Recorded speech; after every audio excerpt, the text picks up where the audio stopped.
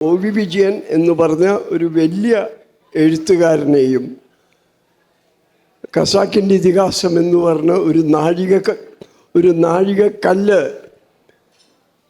സാഹിത്യത്തിലെ നാഴികക്കല്ല് എന്ന് വിശേഷിപ്പിക്കാവുന്ന കൃതിയും രണ്ടും ആകസ്മികമായിട്ട് യാദൃശ്ചികമായിട്ട് 1967 ആദ്യമായിട്ട് പുറത്തു വരുന്നത്. മാർക്കസ് ചെയ്തത് തന്നെയാണ് വിജയനും ചെയ്തത്. മാജിക് റിയലിസം എന്ന് പറഞ്ഞ് ഒരു പുതിയ ശൈലി രൂപപ്പെടുത്തുകയായിരുന്നു മാർക്കസ്.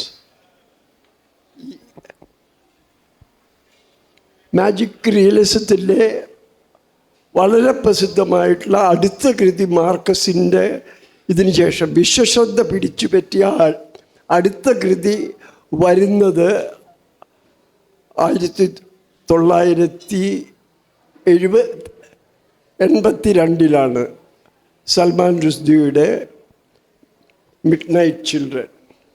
ഇതിന് ശേഷം മൂന്നാം ലോക രാജ്യങ്ങളിലെ സാഹിത്യ ഭാഷ തന്നെ ഒരുപക്ഷെ മാജിക് റിയലിസമായി തുടങ്ങി. എന്താണ് മാജിക് റിയലിസം? യാഥാർത്ഥ്യവും മിത്തുകളും ഭ്രമങ്ങളും മായകളും എല്ലാം സ്വാഭാവികമായിട്ട്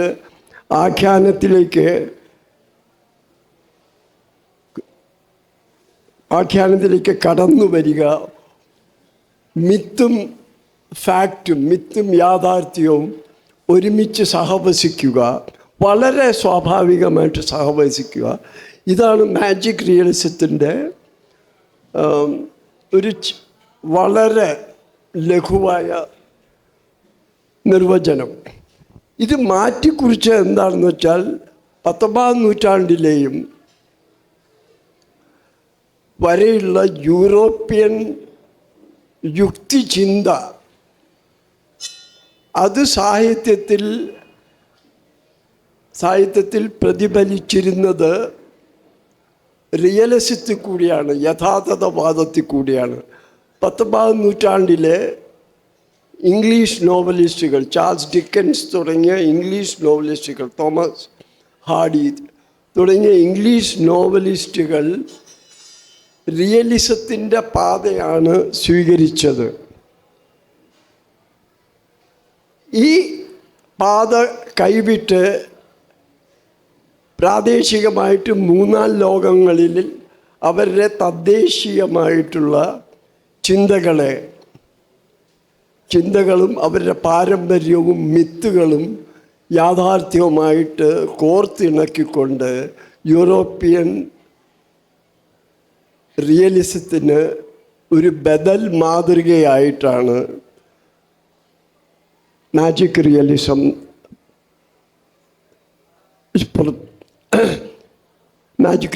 പുറത്തു വരുന്നത്. കേരളത്തിലെ സ്ഥിതി അതിലും വ്യത്യസ്തമായിരുന്നു. 1936 ജീവൽ സാഹിത്യ പ്രസ്ഥാനം ഇവിടെ കൊടുമ്പിരിയുണ്ട്. അതിൻ്റെ ഉപജ്ഞാതാക്കൾ എന്ന് പറയാവുന്നത് വിശ്വവ്യാപകമായ സോവിയറ്റ് യൂണിയൻ്റെ ഇൻ്റർനാഷണൽ രാജ്യാന്തര ആശയങ്ങൾ പ്രചരിപ്പിക്കാനുള്ള കൊമിൻടേൺ മുന്നോട്ട് വച്ച സോഷ്യൽ റിയലിസം എന്ന ആശയം കേരളത്തിൽ പ്രചുരമായി. അന്ന് വരെ കേരളത്തിലുണ്ടായിരുന്നത് ജന്മിത്വവും നാടുവാഴിത്വവും സവർണത്വവും കലർന്ന ഒരു സാഹിത്യ വ്യാപാരമായിരുന്നു. അതിൻ്റെ മൂലഭാഷ സംസ്കൃതമായിരുന്നു. അപ്പോൾ സംസ്കൃതം അറിയില്ലെങ്കിൽ, നിങ്ങൾ സവർണനല്ലെങ്കിൽ സാഹിത്യകാരൻ ആകാൻ പറ്റുകയില്ല എന്നൊരു വിശ്വാസം തന്നെയുണ്ട്. വളരെ വളരെ പ്രസിദ്ധമായിട്ടുള്ള ഒരു ഒരു ഇത് ക്രിസ്ത്യൻ സാഹിത്യകാരനുണ്ടായിരുന്നു, കട്ടക്കയം എന്ന് പറഞ്ഞിട്ട്. അപ്പോൾ കട്ടക്കയത്തിനെ ക്രൈസ്തവ കാളിദാസൻ എന്ന് വിളിച്ച് അവമാനിക്കുകയായിരുന്നു.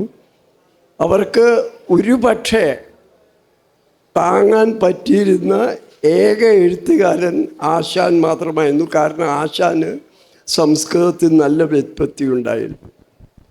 ഇങ്ങനെ ഈ ഭാഷയെ കൂടുതൽ, അല്ലെങ്കിൽ സാഹിത്യ പ്രവർത്തനത്തെ കൂടുതൽ കഠിനമാക്കി സാധാരണ ജനങ്ങൾക്ക് അപ്രാപ്യമാക്കാൻ വേണ്ടി രൂപഭദ്രതാവാദം, ദ്വിതീയാക്ഷരപ്രാസം, ഇത് കവിത എഴുതുമ്പോൾ എല്ലാ രണ്ടാമത്തെ ഓരോ പാദത്തിലെ എല്ലാ രണ്ടാമത്തെ അക്ഷരവും ഒന്നാകണമെന്നുള്ള ഷാഢ്യം തുടങ്ങി പല നിർമ്മിതികളും, ഏതാണ്ട് കപട നിർമ്മിതികളും സാഹിത്യത്തിൽ കൊണ്ടുവന്ന് അതിനെ ജനങ്ങളിൽ നിന്ന് മാറ്റി നിർത്തി. ഇതിനെതിരായിട്ടാണ് സോവിയറ്റ് യൂണിയനിൽ ഉദയം കൊണ്ടതാണ് കേരളത്തിൽ വേരോടിയ ജീവൽ സാഹിത്യ പ്രസ്ഥാനം. ഈ ജീവൽ സാഹിത്യ പ്രസ്ഥാനം 1950 വരെ ആവുമ്പോൾ പഴയ ജന്മിത്വം ഉൾക്കൊണ്ടിരുന്ന സവർണ സാഹിത്യ പ്രസ്ഥാനങ്ങളെ കടപുഴുക്കി എറിയുകയും അതിന് പകരക്കാരായി എത്തുകയും ചെയ്തു. എന്നാൽ ഇവിടെ ഒരു വിരോധാഭാസം നടന്നു. എത്ര ഷാഠ്യങ്ങളും കണിശങ്ങളും ഈ സവർണ യാഥാസ്ഥിക സാഹിത്യകാരന്മാർക്കുണ്ടായിരുന്നോ അത്ര തന്നെ പിൽക്കാലത്ത് ഈ സോഷ്യൽ റിയലിസ്റ്റുകൾക്കും പുരോഗമന സാഹിത്യ പ്രസ്ഥാനങ്ങൾക്കും ഉണ്ടായി. അവരെല്ലാ കൃതികളെയും അളന്നിരുന്നത് സാഹിത്യമൂല്യത്തിൻ്റെ പേരിലായിരുന്നില്ല. ഇത് തൊഴിലാളി വർഗ വിപ്ലവത്തിന് അനുയോജ്യമാണോ, ഇത് കേന്ദ്രീകൃതമായി സോവിയറ്റ് യൂണിയനിൽ നിന്നോ കമ്മ്യൂണിസ്റ്റ് പാർട്ടിയുടേതായ ആശയങ്ങളുമായി ഒത്തുപോകുന്നു എന്നതാണ്. അപ്പോൾ സർഗാത്മകത എവിടെയെങ്കിലും സ്വാതന്ത്ര്യം കാണിച്ചിരുന്നെങ്കിൽ തകഴിയുടെ കാര്യത്തിൽ അതുണ്ടായി, കേശവദേവിൻ്റെ കാര്യത്തിൽ അതുണ്ടായി. ഇവരെയെല്ലാം പുരോഗമന സാഹിത്യ പ്രസ്ഥാനക്കാർ വളരെ നിശിതമായി വിമർശിച്ചു. ഒടുവിൽ സഹികെട്ട് തകഴി എഴുതി വച്ചു, എനിക്കിത് വയ്യ, ഞാൻ കോട്ടയത്തേക്ക് താമസം മാറ്റി എനിക്കിഷ്ടമുള്ള പോലെ ഒരു സാഹിത്യകൃതി എഴുതാൻ പോവുകയാണ്, എന്തു വന്നാലും വേണ്ടില്ല എന്ന മട്ടിൽ. അങ്ങനെയാണ് ചെമ്മീൻ ഉണ്ടാകുന്നത്. അപ്പോൾ ഈ സോഷ്യൽ റിയലിസത്തിൻ്റെ പിടിയിൽ അമർന്നിരുന്ന, അതിൻ്റെ അനുരണനങ്ങൾ മുഴങ്ങിയിരുന്ന ഒരു മലയാള സാഹിത്യ അന്തരീക്ഷത്തിലേക്കാണ് OV വിജയൻ്റെ വരവ്, ഈ മാജിക് റിയലിസവുമായി. അപ്പം ഇവിടെ നിന്നാണ് OV വിജയൻ്റെ സന്നിഗ്ധതയുടെ തുടക്കം. ഒന്ന്,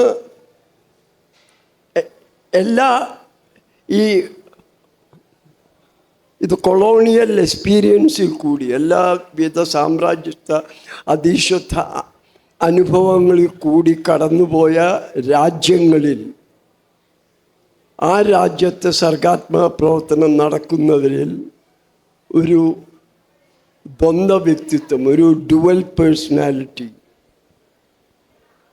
വികസിക്കുമെന്നാണ് സാഹിത്യ നിരൂപകന്മാർ പറയുന്നത്. ഒന്ന്, ഈ സാമ്രാജ്യത്വ ശക്തി കൊണ്ടുവന്ന ആധുനികത, അവിടുത്തെ ആശയങ്ങൾ. മറ്റത് തനത് സംസ്കാരത്തിൻ്റെ, പ്രാദേശിക സംസ്കാരത്തിൻ്റെ മിത്തുകളും അതിൻ്റെ സ്വാധീനവും.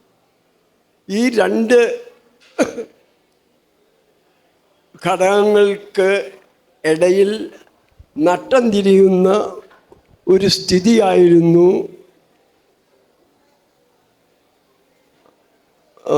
മിക്കവാറും ഇന്ത്യയിൽ മാത്രമല്ല ആഫ്രിക്കയിലും അതുപോലെ തന്നെ കാനഡയിലും അങ്ങനെ അതീശത്വ അനുഭവമുണ്ടായിരുന്ന രാജ്യങ്ങളിലെ സാഹിത്യകാരന്മാർക്കും തത്വശാസ്ത്രജ്ഞന്മാർക്കും ഇതിനൊരു ബദൽ മാതൃകയായിട്ടാണ് ഇത്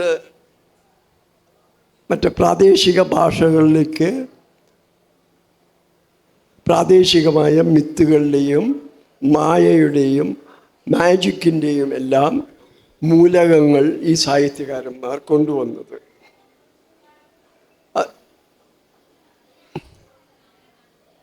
അപ്പം ഖസാക്കിൻ്റെ ഇതിഹാസം എടുക്കുക, അതിൻ്റെ വിശാലമായ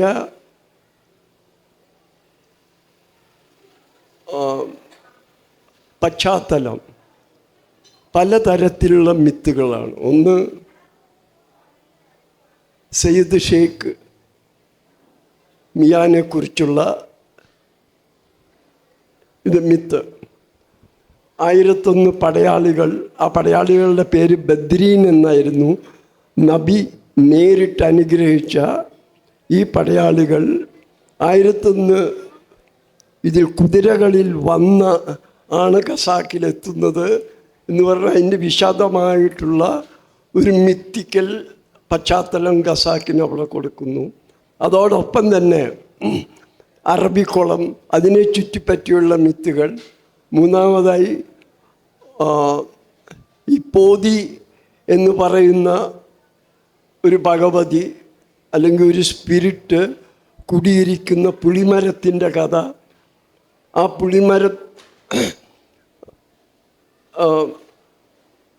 കയറുന്ന പുരുഷൻ്റെ ഭാര്യ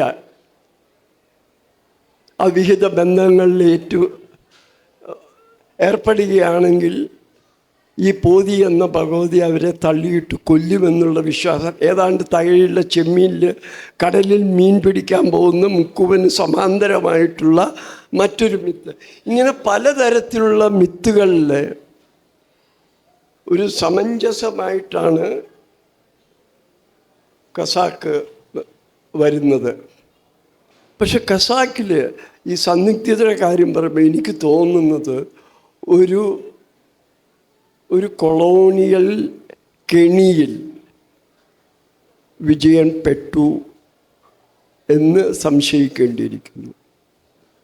കാരണം ഖസാക്ക് എന്ന് പറഞ്ഞാൽ പരിപൂർണമായിട്ടുള്ള ഗ്രാമീണ ചരിത്രങ്ങൾ പേറുന്ന ഒരു ഭൂസ്ഥലം.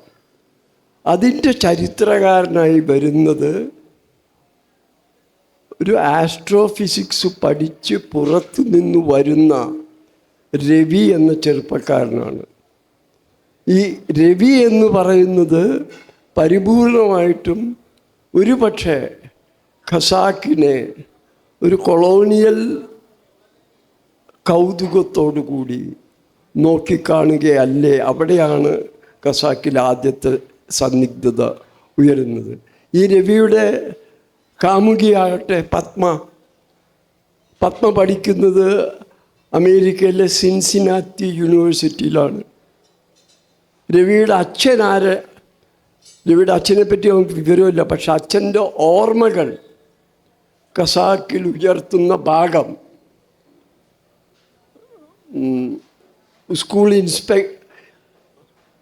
സ്കൂൾ ഇൻസ്പെക്ഷന് വേണ്ടി ഇൻസ്പെക്ടർ വരുമ്പോഴാണ്. അപ്പോൾ അച്ഛനും അധികാര കേന്ദ്രങ്ങളാണ് അച്ഛൻ്റെ വികാരങ്ങൾ ഉയർത്തുന്നത്. ഇങ്ങനെ പരിപൂർണമായിട്ടൊരു കൊളോണിയൽ യാത്രക്കാരൻ്റെ മനഃശാസ്ത്രം, യാത്രക്കാരനാണെന്ന് ഞാൻ പറയില്ല, അതിൻ്റെ മനഃശാസ്ത്രം പേറിക്കൊണ്ടായിരിക്കാം രവി അവിടെ എത്തുന്നത്. പിന്നെ രവി ചെയ്ത പ്രവൃത്തികളോ ഖസാക്കിൻ്റെ ഇതിഹാസം മുഴുവൻ വായിക്കുകയാണെങ്കിൽ ആ കഥയിലെ രവി പ്രാപിക്കാത്ത സ്ത്രീ കഥാപാത്രങ്ങളില്ല. ഇത് തന്നെയാണ് ഒരു കൊളോണിയൽ ഭരണാധികാരി അവരെ അധീശത്വം നേടിയ ഒരു നാടിനോട് ചെയ്യുക. അപ്പോൾ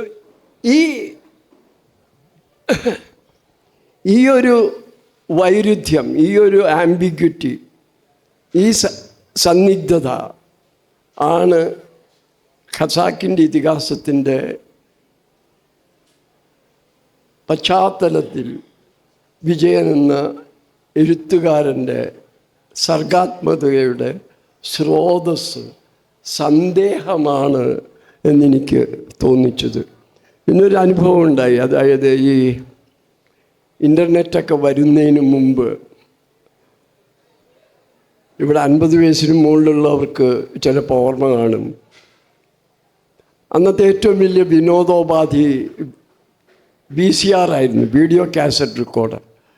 വീഡിയോ കാസറ്റ് റെക്കോർഡറിൽ എല്ലാ ആഴ്ചതോറും ഇന്ത്യ ടുഡേ പോലെയുള്ള സ്ഥാപനങ്ങൾ ഒരു വീക്കിലി റിവ്യൂ, ഒരു വീഡിയോ മാസികയായിട്ട് ഇറക്കുമായിരുന്നു. ഇത്തരത്തിലൊരു വീഡിയോ മാസികയിൽ ഞാൻ വിജയൻ്റെ ഒരു ഇൻ്റർവ്യൂ കണ്ടു. അതിൽ അദ്ദേഹം ഈശ്വരനെ കുറിച്ച് സംസാരിക്കുന്നുണ്ട്. പരമകാരുണികനായ ദൈവം, ആധ്യാത്മികത. അവസാനത്തെ ചോദ്യം ഇതായിരുന്നു: അപ്പോൾ താങ്കൾ തികഞ്ഞ ഈശ്വരവിശ്വാസിയാണ് അല്ലേ എന്ന്. അപ്പോൾ വിജയൻ്റെ മറുപടി, ഈശ്വരനുണ്ട് എന്ന് വിശ്വസിക്കുന്നുണ്ടോ എന്നാണ് വിജയൻ്റെ മറുപടി. ആവോ. ഈ സന്ദേഹം വിജയൻ്റെ കൃതികളിൽ മുഴുവൻ, ഈ ആവോ ശബ്ദം വിജയൻ്റെ കൃതികളിൽ മുഴുവൻ മുഴങ്ങുന്നതായി നമുക്ക് അനുഭവപ്പെടും. പിന്നെ ഖസാക്കിൻ്റെ ഇതിഹാസത്തിൽ സംഭവിച്ച മറ്റൊരു പ്രശ്നം, ഞാൻ നേരത്തെ സൂചിപ്പിച്ച പ്രശ്നം, സ്ത്രീയെ ഒരു ഭോഗവസ്തുവായിട്ട് തന്നെയാണ് രവി കണ്ടത്. ഇത് എഴുതപ്പെട്ടത് 1967 അന്ന് സ്ത്രീവാദം, ഫെമിനിസം ഒരു ആശയശക്തി ഇന്ത്യയിൽ ആയിരുന്നില്ല. 1994 വിജയൻ ഖസാക്കിൻ്റെ ഇതിഹാസം ലെജൻഡ്സ് ഓഫ് ഖസാക്ക് എന്ന പേരിൽ തർജ്ജമ ചെയ്യുമ്പോൾ ഇന്ത്യയിലെ വലിയ ആശയശക്തികളിൽ ഒന്നായിരുന്നു ഫെമിനിസം. സ്ത്രീവിരുദ്ധമായിട്ടുള്ള ഏതെങ്കിലും പരാമർശം വരികയാണെങ്കിൽ അതിനെ ആണുങ്ങളും പെണ്ണുങ്ങളും എഴുത്തുകാരെ നിശിതമായിട്ട് വിമർശിച്ചിട്ടുണ്ട്. അപ്പോൾ ഖസാക്ക് അതേപോലെ തർജ്ജമ ചെയ്തിരുന്നെങ്കിൽ വിജയനും വിമർശനങ്ങൾക്ക് ശരഭ്യനാകുമായിരുന്നു. 94 വിജയൻ്റെ തർജ്ജമയിൽ അദ്ദേഹം ഖസാക്കിനെ റീറൈറ്റ് ചെയ്തു. സ്ത്രീവിരുദ്ധ പരാമർശങ്ങളെല്ലാം ഉപേക്ഷിച്ചു. അതിനെ ഒരു പോസ്റ്റ് ഫെമിനിസ്റ്റ്, ഒരു മെയിൽ ഷോവനിസ്റ്റ് കൃതിയിൽ നിന്ന് ഒരു പോസ്റ്റ് ഫെമിനിസ്റ്റ് കൃതിയായി മാറ്റി. ഇതിനെക്കുറിച്ച് ഞാൻ വിശദമായിട്ട് എവിടെയെല്ലാം മാറ്റം വരുത്തി എന്നതിനെക്കുറിച്ച് അത് ഞാൻ ഇവിടെ വിവരിക്കുന്നില്ല. ഞാൻ ഒരു ലേഖനം എഴുതിയിട്ടുണ്ട്, അതെൻ്റെ പുസ്തകം പുറം മറുപുറം എന്ന പുസ്തകത്തിൽ കാണാം. അപ്പം ഈ സന്ദിഗ്ധത ആശയതലത്തിൽ മാത്രമല്ല, അത് രചനയുടെ പല ഭാഗങ്ങളിലും നിങ്ങൾക്ക് വ്യക്തമായി അനുഭവിക്കാം. ഇപ്പം ഖസാക്കിൻ്റെ അവസാനത്തെ രംഗം,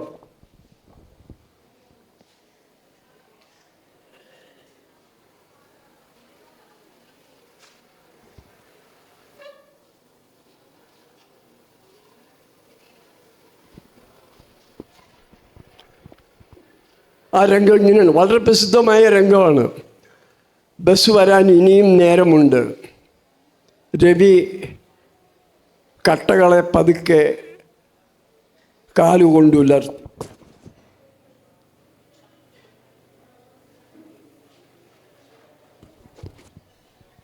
നീല നിറത്തിലുള്ള മുഖമുയർത്തി അവൻ മേൽപോട്ട് നോക്കി. ഇണർന്നു പൊട്ടിയ കറുത്ത നാക്ക് പുറത്തേക്ക് വെട്ടിച്ചു. പാമ്പിൻ്റെ പത്തി വിടരുന്നതും രവിയും കൗതുകത്തോടെ നോക്കി. വാത്സല്യത്തോടെ കാൽപ്പടത്തിൽ പല്ലുകൾ അമർന്നു. പല്ലു മുളയ്ക്കുന്ന ഉണ്ണിക്കുട്ടൻ്റെ വികൃതിയാണ്. കാൽപ്പടത്തിൽ വീണ്ടും അവ പതിഞ്ഞു.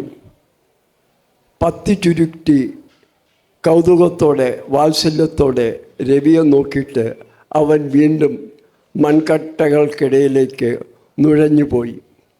മഴ പെയ്യുന്നു. മഴ മാത്രമേ ഉള്ളൂ. ആരോഹണമില്ലാത്ത, അവരോഹണങ്ങളില്ലാത്ത കാലവർഷത്തിൻ്റെ വെളുത്ത മഴ. ഇവിടെ നമുക്ക് വ്യക്തമാവുന്നില്ല രവി മരിച്ചോ ഇല്ലയോ എന്ന്. ഇതാണ് ഈ മനോഹരമായിട്ടുള്ള സന്നിഗ്ധതയുടെ ഈ സന്ദേഹം അവശേഷിപ്പിക്കുക. ഇത് പിക്കാസോ ചിത്രകല ചെയ്തതാണ്, ഷേക്സ്പിയർ ചെയ്തിട്ടുണ്ട്. ഇതൊരു വലിയ സാഹിത്യത്തിൻ്റെ ആശയപരമായിട്ട് വിജയൻ്റെ സന്നിഗ്ധതകൾ പ്രോബ്ലമാറ്റിക് ആണെങ്കിലും അവയിൽ പ്രശ്നങ്ങളുണ്ടെങ്കിലും എഴുത്തിലേക്ക് ഇത് വരുമ്പോൾ അത് മറ്റൊരു തലത്തിലെത്തുന്നു. ഇനി ഞാൻ വേറൊരു ഭാഗം വായിക്കാം, അത് വളരെ രസകരമാണ്.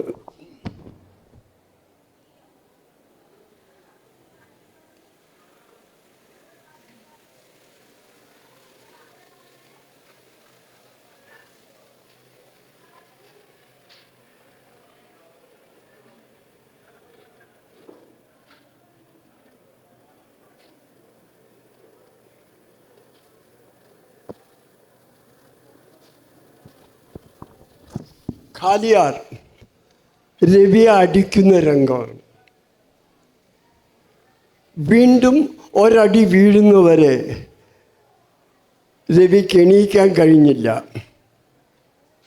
കണ്ണുകൾ നൊടിനേരം ഇരുട്ടടച്ചു. നിലയുറപ്പിച്ചുകൊണ്ട് രവി പുറകോട്ട് മാറി. പിന്നെ കാലിയാരുടെ നേർക്ക് കൂപ്പുകുത്തി.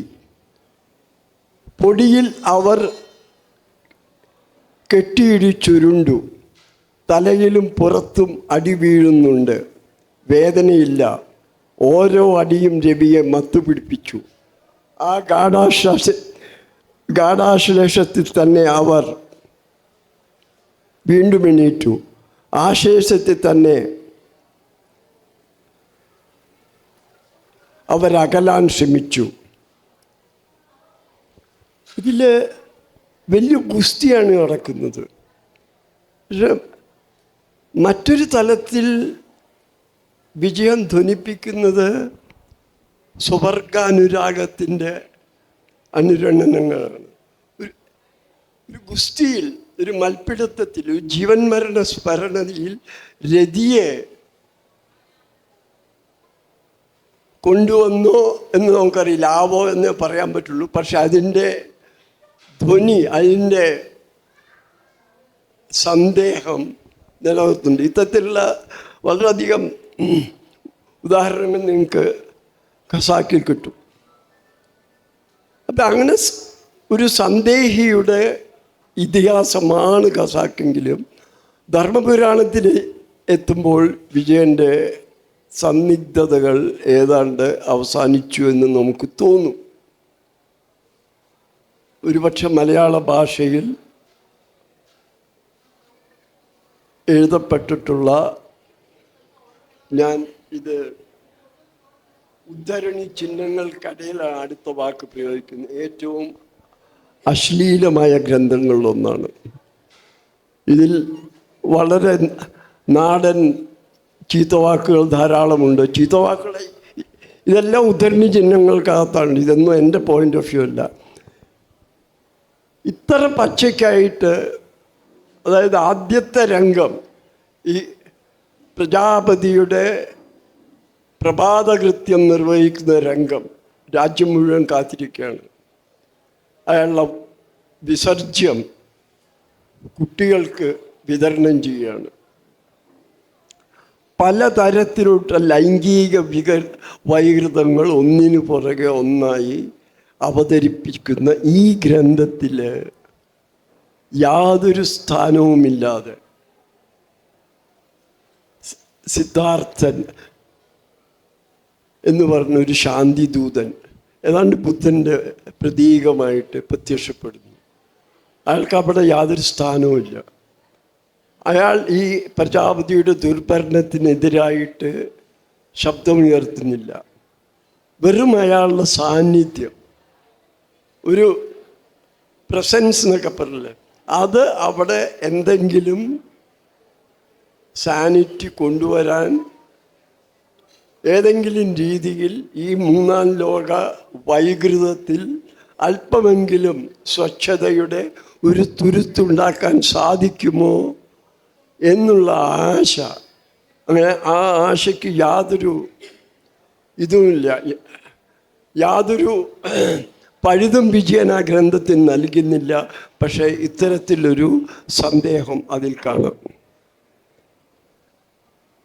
ഗുരുസാഗരത്തിലെത്തിയപ്പോഴേക്കും വിജയൻ്റെ സന്ദേഹങ്ങൾ അവസാനിക്കുകയും അദ്ദേഹം ഏതാണ്ട് ആത്മീയതയുടെ, അദ്ദേഹമല്ല അദ്ദേഹത്തിൻ്റെ കഥാപാത്രമായ കുഞ്ഞുണ്ണി ആത്മീയതയുടെ പദം നിസ്സന്ദേഹമായിട്ട് സ്വീകരിച്ചതായിട്ട് നമുക്ക് കാണാം.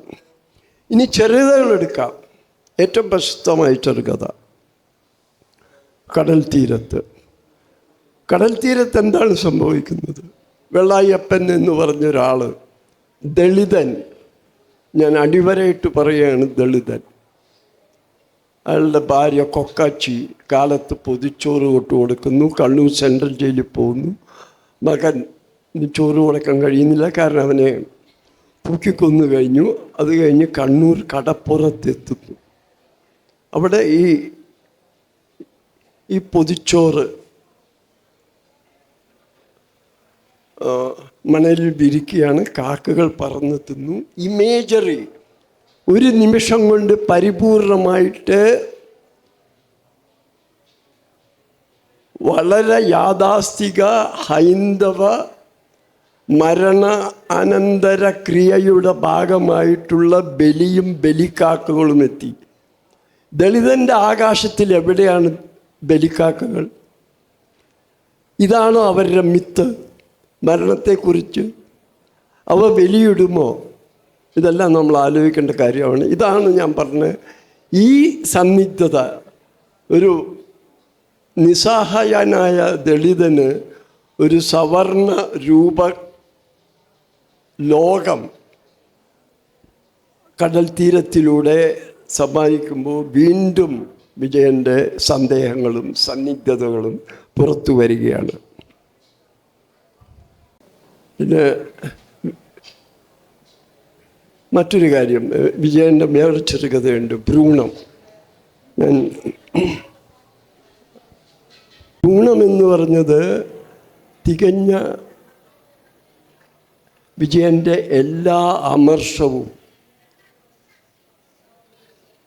2-2.5 വർഷം നീണ്ടു നിന്ന ഏകാധിപത്യപരമായ എമർജൻസിക്കെതിരായിട്ടുള്ള സകല അമർഷവും പുറത്തു വരുന്ന ഒരു ചെറുകഥയാണ് ഭ്രൂമം.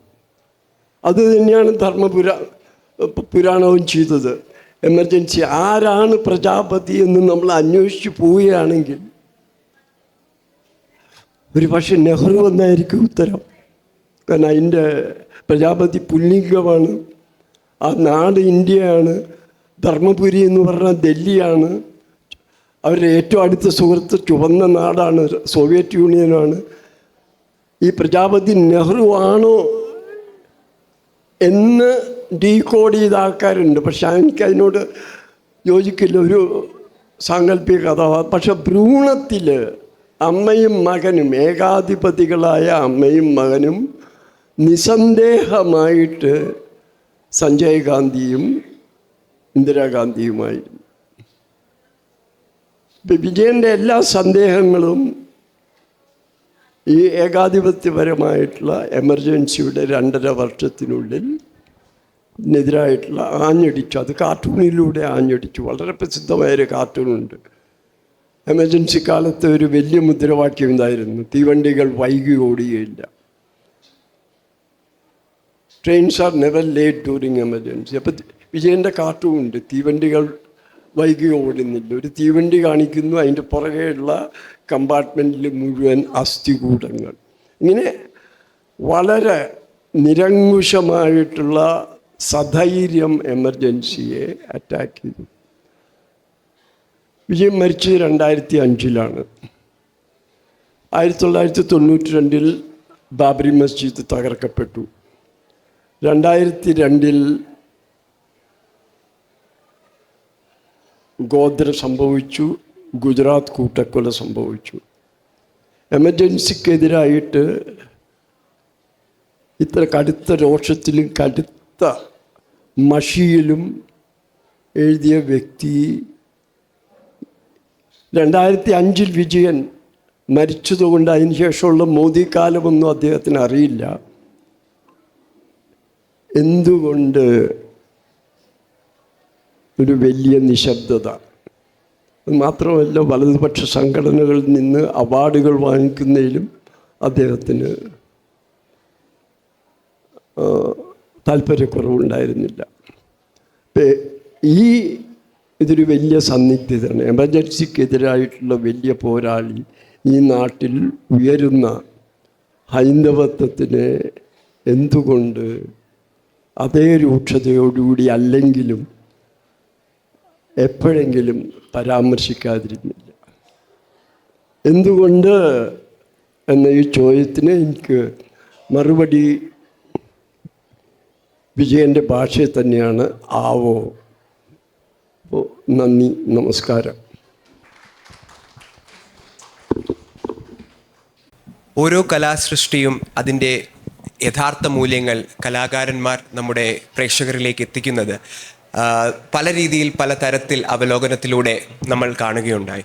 പക്ഷേ ഇപ്പോൾ NS മാധവൻ സാർ പറഞ്ഞ ആ വളരെ ആഴത്തിലുള്ള ഖസാക്കിൻ്റെ ഇതിഹാസം പോലുള്ള മഹാകൃതികളുടെ ഉള്ളടക്കം വളരെ ആഴത്തിൽ അദ്ദേഹം നമ്മളോടൊപ്പം പങ്കുവെക്കുകയുണ്ടായി. പ്രേക്ഷക മനസ്സിലേക്ക് ധാരാളം ഒരുപാട് ചലനങ്ങൾ സൃഷ്ടിച്ച ഇത്തരം കൃതികൾക്കകത്ത് ഒരുപാട് സന്നിഗ്ധത ഉൾക്കൊള്ളുന്ന നിമിഷങ്ങളുണ്ടെന്ന് അറിയുമ്പോൾ വായനക്കാരെന്ന നിലയിൽ നമ്മൾക്കും ഒരുപാട് സന്തോഷമാണ് ഉള്ളിലുള്ളത്. അപ്പോൾ നമുക്ക് സാറിനോട് സംവദിക്കാനുള്ള സമയമാണ്. നിങ്ങൾക്ക് എന്തെങ്കിലും സന്ദേഹമുണ്ടെങ്കിൽ തീർച്ചയായിട്ടും സാറിനോട് ചോദിക്കാം. അതിനായി ഞാൻ വേദി നിങ്ങൾക്കായി നൽകുന്നു.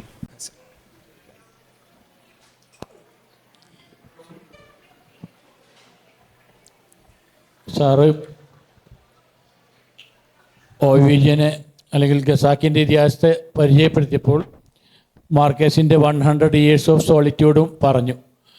അപ്പോൾ വിജയൻ ഒരു പക്ഷേ അന്യഭാഷകളിൽ ഇത് വിവർത്തനം ചെയ്തിട്ടുണ്ടെങ്കിൽ ഇതിനെ അന്യഭാഷകളിൽ അന്യദേശത്തെ എത്രമാത്രം കൊണ്ടാടപ്പെട്ടിട്ടുണ്ട് അല്ലെങ്കിൽ വേണ്ട വിധത്തിൽ അംഗീകാരം ലോക സാഹിത്യത്തിൽ അദ്ദേഹത്തിന് ലഭിച്ചിട്ടുണ്ടോ, ഇല്ലെങ്കിൽ എന്താണ് കാരണം?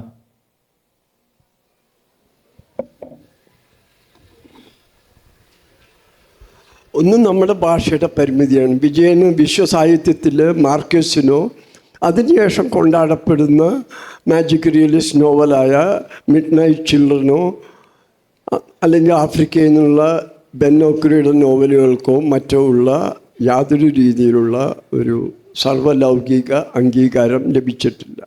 അതിന് പ്രധാനപ്പെട്ട ഒരു കാര്യം നമ്മുടെ ഭാഷയുടെ പരിമിതിയാണ്. ഇത് വളരെ കുറച്ച് പേര് സംസാരിക്കുന്ന ഭാഷയാണ്.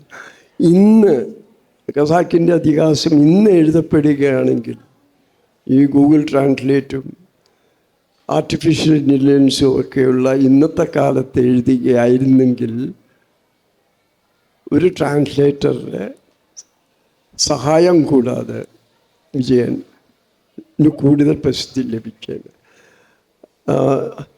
മറ്റൊരു കാരണം ഖസാക്ക് താൻ തന്നെ ട്രാൻസ്ലേറ്റ് ചെയ്യണം എന്നുള്ള വിജയൻ്റെ ഒരു നിർബന്ധമായിരുന്നു. ഖസാക്ക് പുസ്തകമായിട്ട് ഇറങ്ങുന്ന 1969 അതിനുശേഷം 79 25 വർഷങ്ങൾക്ക് ശേഷമാണ് 1994 ട്രാൻസ്ലേഷൻ പുറത്തു വരുന്നത്. ഞാൻ നേരത്തെ എൻ്റെ പ്രസംഗത്തിൽ സൂചിപ്പിച്ച പോലെ അതിനിടയ്ക്ക് നമ്മുടെ ലോകത്തിലെ ആശയലോകവും പരിപൂർണമായി മാറി, പ്രത്യേകിച്ച് സ്ത്രീകളോടുള്ള ആറ്റിറ്റ്യൂഡ്.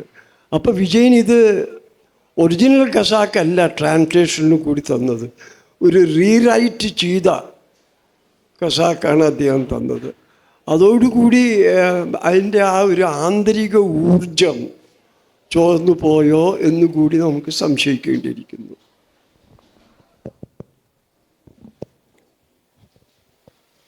സാറ് പിന്നെ തുടക്കത്തിലും ഒടുക്കത്തിലും പറഞ്ഞൊരു 2 വാക്കുകളുണ്ട്, ആവോ എന്ന ഒരാശയം. പക്ഷേ ഇത് ഒരു മനുഷ്യാവസ്ഥയല്ലേ എന്നൊരു സന്ദേഹം കൂടിയുണ്ട്. മനുഷ്യൻ്റെ പരിമിതി അല്ലെങ്കിൽ ഒരു യാദൃശ്ചികത, അത് NS മാധവൻ എന്ന എഴുത്തുകാരൻ്റെ വരവന്നെ എനിക്ക് കുറേ കൂടി അത് അടുത്തറിയാം സാറിനോട്. പഠിക്കാൻ സമർത്ഥനായ ഒരു വിദ്യാർത്ഥിയായിരുന്നു കോളേജ് കാലഘട്ടത്തിൽ. പക്ഷെ അന്നൊക്കെ എഴുത്തും കലയൊക്കെ മണ്ടന്മാരുടെ ഒരു തൊഴിലാണെന്ന് പറഞ്ഞ് പഠനത്തിൽ ശ്രദ്ധയൂന്നിയിരുന്ന NS മാധവൻ ആദ്യത്തെ കഥ എഴുതുകയും വിഷുപ്പതിപ്പിൽ, അത് മാതൃവും വിഷുപ്പതിപ്പിൽ സമ്മാനിതമാവുകയും ചെയ്ത് തീരെ പരിചിതമല്ലാത്തൊരു എഴുത്തിലേക്ക് വന്ന് മലയാള സാഹിത്യത്തിൻ്റെ ഔന്നിത്യത്തിൽ നിൽക്കാൻ കഴിഞ്ഞു. അപ്പോൾ ഈ ആവോ എന്ന പ്രയോഗവും നമ്മുടെ ആരൊക്കെയോ ശക്തികൾ നമ്മുടെ വലിച്ചെടുക്കുകയും തള്ളുകയും ലൈംലൈറ്റിലേക്ക് തള്ളുകയും ചെയ്യുന്ന ഒരു അജ്ഞാത ശക്തിയുടെ ഒരു കളി നമുക്ക് ഒരു സർഗാത്മക വായനയുടെ നോക്കിക്കണ്ടുകൂടെ എന്നൊരു ഓക്കെ. വളരെ ശരിയാണ്. കാരണം ഈ ആവോ എന്നില്ലാതെ എല്ലാ കാര്യങ്ങളും അളന്ന് മുറിച്ച് കൃത്യതയോട് പറഞ്ഞിട്ടുണ്ടെങ്കിൽ പിന്നെ എന്ത് സാഹിത്യം, പിന്നെ നമുക്ക് എന്താ വായിക്കാനുള്ളത്, എന്താണ് നമുക്ക് ആലോചിക്കാനുള്ളത്? എന്തെങ്കിലും ട്രിഗർ ചെയ്യാൻ അവശേഷിപ്പിക്കുക എന്നുള്ളതാണ് സാഹിത്യത്തിൻ്റെ ഒരു ഗുണം. അപ്പോൾ ഈ പൾപ്പ് ഫിക്ഷൻ, പൈങ്കിളി സാഹിത്യം എന്താണ് എന്നതിനെക്കുറിച്ച് അതിന് നിർവചിക്കാൻ പറ്റില്ല. എന്താണ് എന്നതിനെക്കുറിച്ച് ഓക്സ്ഫോർഡ് യൂണിവേഴ്സിറ്റിയിൽ വളരെ വിശദമായിട്ടുള്ള സെമിനാറുകളൊക്കെ സംഘടിച്ചു. അവസാനം ഒരു നിർവചനത്തിലെത്തി. മനുഷ്യാവസ്ഥയെ പറ്റി സൂചിപ്പിക്കാതെ അവയെ കടുത്ത നിറങ്ങളിൽ ചിത്രീകരിക്കുകയും ചെയ്യുന്ന ഒന്നാണ് പൾപ്പ് ഫിക്ഷൻ എന്ന് വേണമെങ്കിൽ പറയാം. അപ്പോൾ ഈ കടുത്ത നിറങ്ങൾ, സിംഫണിക്കിടയിലുള്ള നിശബ്ദതകൾ, ഇതൊന്നും അവശേഷിപ്പിക്കുന്നില്ല ഈ ആവോ ഇല്ലാത്ത ലോകം. ആവോ തന്നെയാണ് വിജയൻ്റെ ശക്തി, അല്ലെങ്കിൽ എല്ലാ എഴുത്തുകാരുടെയും ശക്തി എന്നാണ് എൻ്റെ വിശ്വാസം.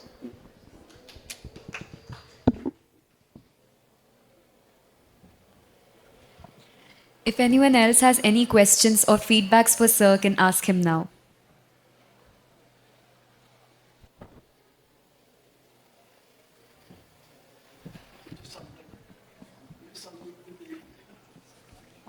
ആർക്കെങ്കിലും സാറിനോട് സംവദിക്കാനുണ്ടെങ്കിൽ, ചോദ്യങ്ങൾ ചോദിക്കാനുണ്ടെങ്കിൽ നിങ്ങൾക്കുള്ള അവസരമാണിത്. ദയവായി അത് ഉപയോഗപ്പെടുത്തുക.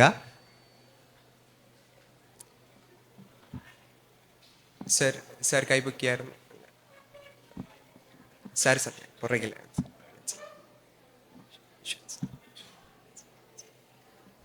സർ, ഞാനൊരു ചോദ്യം അങ്ങയോട് ചോദിച്ചോളട്ടെ. ഇന്നത്തെ കാലഘട്ടത്തിൽ പൊളിറ്റിക്കൽ കറക്റ്റ്നെസ്സിന് വളരെയധികം ഇമ്പോർട്ടൻസ് ഉള്ള ഒരു കാലഘട്ടമാണ്. ഇപ്പോൾ സാറ് പറഞ്ഞതുപോലെ 25 വർഷങ്ങൾക്കിപ്പുറം 94-ലാണ് ഖസാക്കിൻ്റെ ഇതിഹാസം പോലും ഒരു പുനരുദ്ധീകരണം എന്ന രീതിയിൽ അദ്ദേഹം വീണ്ടും അത് എഴുതിയത്. ഇന്നത്തെ യുവ ചെറുപ്പക്കാർക്കിടയിൽ, യുവ കഥാകൃത്തുക്കൾക്കിടയിൽ പൊളിറ്റിക്കൽ കറക്റ്റ്നെസ് ഒരു കൂച്ചുവിലങ്ങായി മാറുന്നുണ്ടോ അവരുടെ സർഗാത്മകതയിലേക്ക്? ആദ്യമായിട്ട് നമ്മൾ മനസ്സിലാക്കേണ്ടത് എന്താണ് പൊളിറ്റിക്കൽ കറക്റ്റ്നെസ് എന്നുള്ളതാണ്. ഈ പൊളിറ്റിക്കൽ കറക്റ്റ്നെസ്സിലേക്ക് എത്താൻ വേണ്ടി നൂറ്റാണ്ടുകളുടെ സമരം വേണ്ടി വന്നു. ഇപ്പം നീഗ്രോ എന്ന് വിളിച്ചിരുന്ന, അവഹേളിച്ചിരുന്ന അമേരിക്കയിലെ കറുത്ത വർഗ്ഗക്കാരൻ, അതിനുശേഷം നീഗ്രോ എന്നൊക്കെ വിളിക്കുന്നത് 1960-കളിലാണ്. അതിനുശേഷം ബ്ലാക്കായി, കറുപ്പായി, പിന്നെ ഇപ്പോൾ പരിപൂർണ ന്യൂട്രലായി, അവൻ്റെ ജാതിയെയോ മതത്തെയോ നിറത്തെയോ ഒന്നും സൂചിപ്പിക്കാത്ത രീതിയിൽ ആഫ്രോ അമേരിക്കനായി. ഈ പദത്തിൻ്റെ പരിണാമത്തിൻ്റെ ചരിത്രം ഒരുപക്ഷെ അമേരിക്കയിലെ ബ്ലാക്കുകളുടെ സഹന സമരത്തിൻ്റെ ചരിത്രം കൂടിയാണ്. ഇത് തന്നെയാണ് സ്ത്രീകളുടെ കാര്യത്തിലും പറ്റിയിട്ടുള്ളത്. ഇപ്പോൾ ഖസാക്കിലും അതിനു മുമ്പ് ഷേക്സ്പിയറുടെ കൃതികളിലൊക്കെ സ്ത്രീകളെ ഭോഗവസ്തുക്കളായിട്ടാണ് കണ്ടിട്ടുള്ളത്.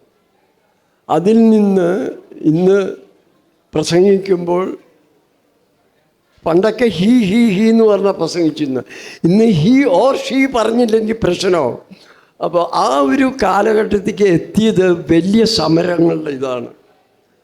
അപ്പോൾ പൊളിറ്റിക്കൽ കറക്റ്റ്നെസ്സിനെ എതിർക്കുന്നവർ ഒരുപക്ഷെ എതിർക്കുന്നത് പുരോഗമനത്തെ കൂടിയാണ്. അതൊരു കുരിശാണെന്ന് ഞാൻ കാണുന്നില്ല. അത് ശബ്ദതലത്തിൽ സ്വീകരിക്കാതെ അതിൻ്റെ ആശയങ്ങൾ ഉൾക്കൊണ്ടുകൊണ്ട്, അതായത് നീണ്ട സഹന സമരങ്ങൾ. ഇപ്പോൾ 1930കളിൽ ഡിപ്രസ്ഡ് ക്ലാസ് എന്നാണ് പറഞ്ഞത്, അധകൃതർ. അത് കഴിഞ്ഞ് മഹാത്മാഗാന്ധി അവരെ വെള്ളപൂശാൻ ശ്രമിച്ചു, ഹരിജനമാക്കി, ഗോഡ്സ് ചിൽഡ്രൻ. അത് കഴിഞ്ഞ് ഭരണഘടന വന്നപ്പോൾ അവരെ ന്യൂട്രലൈസ് ചെയ്യാൻ, സാനിറ്റൈസ് ചെയ്യാൻ ശ്രമിച്ചു. SC/ST ഷെഡ്യൂൾഡ് ഭരണഘടനയിലെ പട്ടികയിൽ ജയിക്കും. ഇങ്ങനെ എത്ര പരിണാമങ്ങൾക്ക് ശേഷമാണ് ദളിത് എന്ന വാക്കിലെത്തുന്നത്. ഇത് വലിയ സമരത്തിൻ്റെ വലിയ ഭാഷയിൽ സമാന്തരമായിട്ട് ലോകത്ത് നടന്ന സമരങ്ങളുടെ പ്രതിഫലനമാണ് ഇന്ന് നമ്മൾ പൊളിറ്റിക്കൽ കറക്റ്റ്നെസ് എന്ന് കളിയാക്കി വിളിക്കുന്ന കാര്യം. അപ്പോൾ അതിൻ്റെ ആശയം ഉൾക്കൊള്ളണം, അതിൻ്റെ ശരികൾ ഉൾക്കൊള്ളണം, അതിൻ്റെ അടിമയാവാൻ പാടില്ല എന്നാണ് എനിക്ക് തോന്നുന്നത്. അവനിർമ്മാണത്തിൻ്റെ തത്വചിന്തകനായ ദെറിദ പുനർവായനകളെപ്പറ്റി പറയുന്ന ഒരു കാലഘട്ടത്തിലൂടെയാണ് നാം ജീവിക്കുന്നത്. ഖസാക്കിൻ്റെ ഇതിഹാസം എന്ന കൃതിയെ സാർ നിരൂപിക്കുമ്പോൾ അല്ലെങ്കിൽ അഭിപ്രായ പ്രകടനം നടത്തുമ്പോൾ അത് പുതിയ തരം വായനകൾക്ക് സാധ്യമാകുന്നുണ്ട്. ആ 1968 കാലഘട്ടത്തിന് ശേഷം നമ്മുടെ സാമൂഹിക സാമ്പത്തിക അവസ്ഥകളിൽ പുതിയ രീതിയിലുള്ള സാമൂഹ്യ മാറ്റങ്ങളും ക്രമീകരണങ്ങളും ഉണ്ടാകുന്നുണ്ട്. ആ നിലയിൽ ഒരു ടെക്സ്റ്റ് എന്ന നിലയിൽ, അതിലെ പാഠങ്ങൾ എന്ന നിലയിൽ പുതിയ ഒരു തരം വായനയ്ക്ക് ഈ കൃതി സഹായകരമാകുന്നില്ലേ എന്നുള്ള ഒരു സംശയമാണ് ചോദിക്കാനുള്ളത്. തീർച്ചയായും ഇത് ലോക സാഹിത്യത്തിലെ എല്ലാ മഹത്കൃതികളെയും ഇന്നത്തെ അളവുകോല് കൊണ്ട് അളക്കുകയാണെങ്കിൽ അതിന് വളരെയധികം പ്രശ്നങ്ങളുണ്ടാകും. ഒരു നല്ല ഉദാഹരണം ഒഥല്ലോ ആണ്, ഷേക്സ്പിയറുടെ ഒഥല്ലോ. ഒഥല്ലോയിൽ ദുഷ്ടകഥാപാത്രം ഷൈലോക്കാണ്. ഈ ഷൈലോക്കിനെ ദുഷ്ടകഥാപാത്രമാക്കുന്നതിൻ്റെ പുറകിൽ യൂറോപ്പിൽ അന്ന് നിലനിന്നിരുന്ന അതിശക്തമായ ജൂതവിരോധമാണ്. ഈ ജൂതവിരോധമാണ് പിന്നെ ഹിറ്റ്ലർ വരെ എത്തിക്കുന്നത്. അപ്പോൾ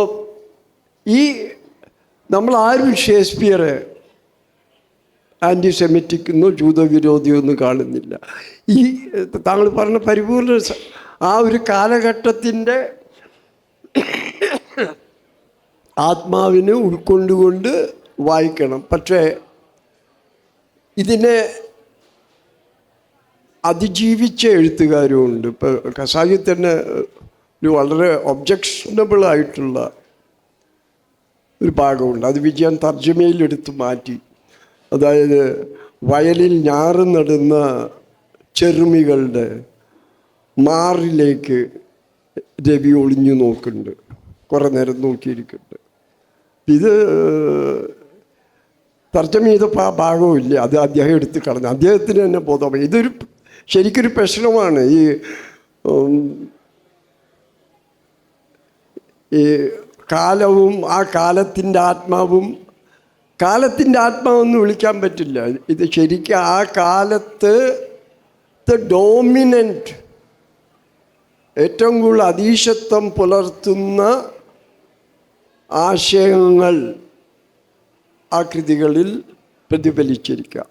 ഇതിനെ അതിജീവിക്കുക എന്നത് കൂടി എഴുത്തുകാരൻ്റെ ഒരു കർത്തവ്യമായിട്ടുണ്ട് എന്ന് എനിക്ക് തോന്നുന്നുണ്ട്.